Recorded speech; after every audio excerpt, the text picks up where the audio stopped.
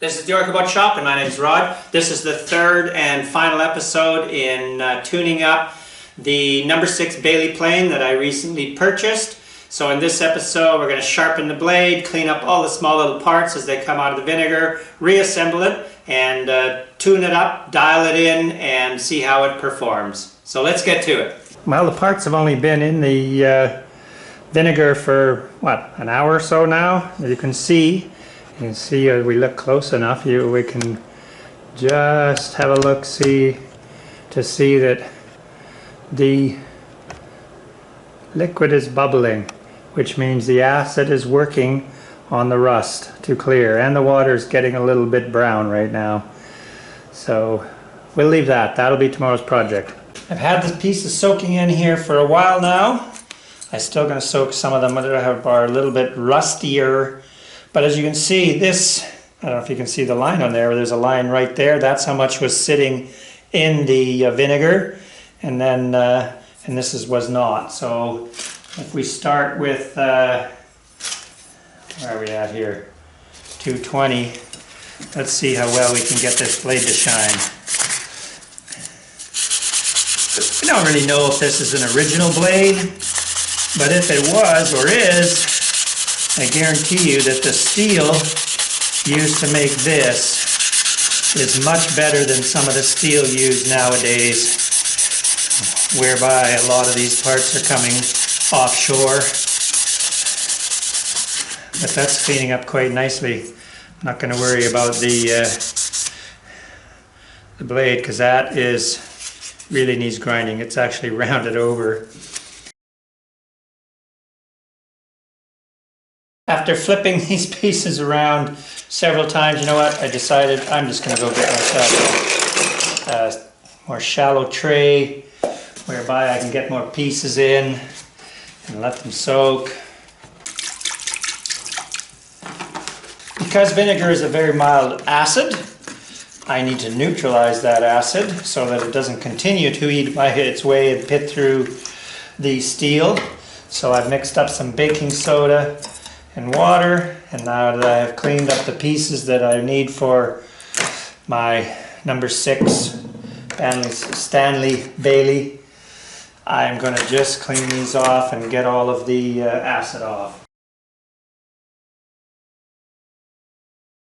The blade that was in the number 6, made by the Hunt Manufacturing Company. I'll have to look that one up. Now, we definitely know that this blade needs a major tune-up as far as sharpening it, but I'm ready to get a few of the pieces and just kind of reassemble this and see what it looks like. Then I'll take then I'm going to lacquer the tote and handle, knob. First step in tuning up this blade, even though it's still pretty rounded in these corners here, so the line of which they had it ground was in an arc around here. I've just taken this to my grinding stone. It's actually pretty sharp right now. I wouldn't want to run my finger across there, but I need to tune it up and get it perfectly square and even across. So I have a work sharp because I'm lazy, and but the only problem is this is supposed to slide up under there, and the fence on this actually does not open wide enough for a large width blade. So I'm just going to be tuning it on the top here. See if we can just clean this up.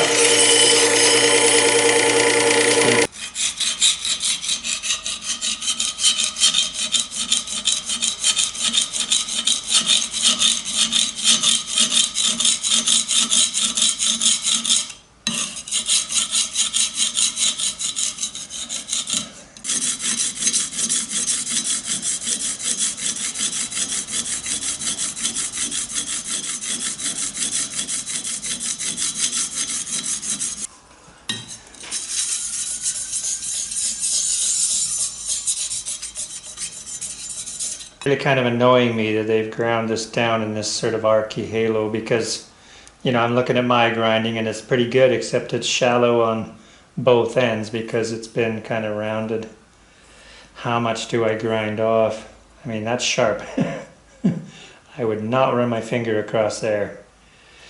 You know, it's a lot easier to keep your tools sharp than to let them get to the point where they are so bad that you have to spend 2 hours trying to dial it in and tune it up so that it's actually usable. It is now time to reassemble this number 6 Bailey foreplane. I have not yet varnished or lacquered the handles, but I'm too excited. I need to want to put this together and see how well it performs. So we're going to start by, let's see, we can start by putting in this post, the handle or the knob up front, because that's not really in the way of any assembly.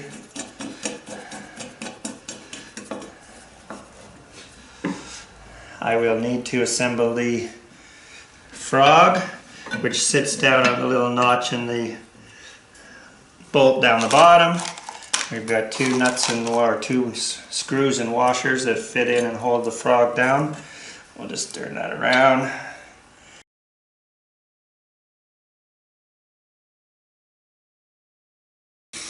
With that, I can move this out of the way and slide the handle on. Tote, I should say.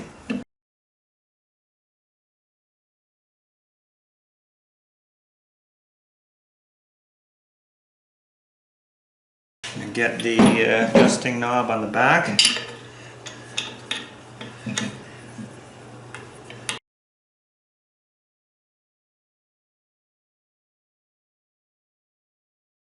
You'll assemble the blade and the chipper. So, as I noted earlier in the video, in one of the other videos, this is a bevel down blade because the writing is on the top, Hunt Manufacturing Company. I did check that out. It would appear the Hunt Manufacturing Company has been around for quite a few years, but is mostly in the business of making office supplies, so I'm not really sure how they ended up in making this or if I had searched the right company, but you know, considering that it looks like it had been around for many years. So I'm just adjusting the chipper so that it's just shy of the tip of the blade. You tighten that down, it shouldn't move. And the blade will fit in onto the notch. We have to put in the screw that's going to hold down the lever cap. We adjust that enough so that the lever cap will just go in, but not so much. Now we're not down in somewhere. There we are.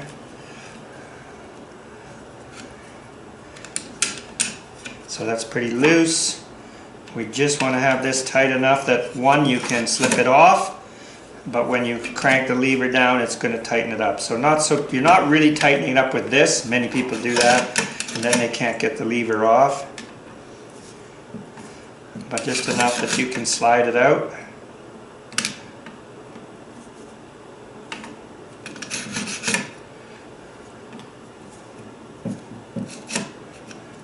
And once you crank down on the lever, that is locked in place. So now let's get a piece of wood and give this one a try. So what I have here is a piece of yellow cedar. I mean, that's a softwood. I just want to give that a try with a softwood. Let's just see. We're not cutting yet. So we're going to try and dial in the blade a little bit more as we go until we get a shaving. And that lever cap might just be a bit tight. Having trouble turning the adjusting knob. So, yeah. Shouldn't have to crank that up with a leverage. So let's just loosen this up a tad. And we tighten her down. Should be able to still turn the knob. That's better. The first thing we're going to do as we get the blade closer is adjust the skew. Well, after a bit of fiddling with the frog, moving the frog forward and adjusting the tension on the lever cap, we're starting to get a shaving out of here. We're just going to get it tuned in by adjusting a little bit at a time.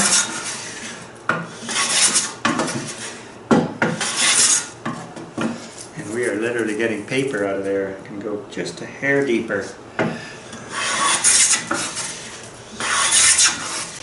There's nothing like the smell of yellow cedar. Alright, there's a bit of fine tuning to go, and I still have to take the handle and tote off, knob and tote off, and put some varnish on there, lacquer on there. And then this baby, she's ready for shop use. Hopefully this 3-part series has been helpful to you. If you have a tool such as this that maybe your father, grandfather has left behind for you, and you're hoping to restore it to its former glory, I know that I'm going to enjoy using this plane in my shop when planing longer boards. Thank you very much for tuning into this series. The next one up, I'm actually going to do a little restoration on the wood body plane, which won't be as extensive as this. Probably can get it all into one video, because all I really need to do is take it apart, clean up the wood body portion of it, and sharpen the blade and reassemble it.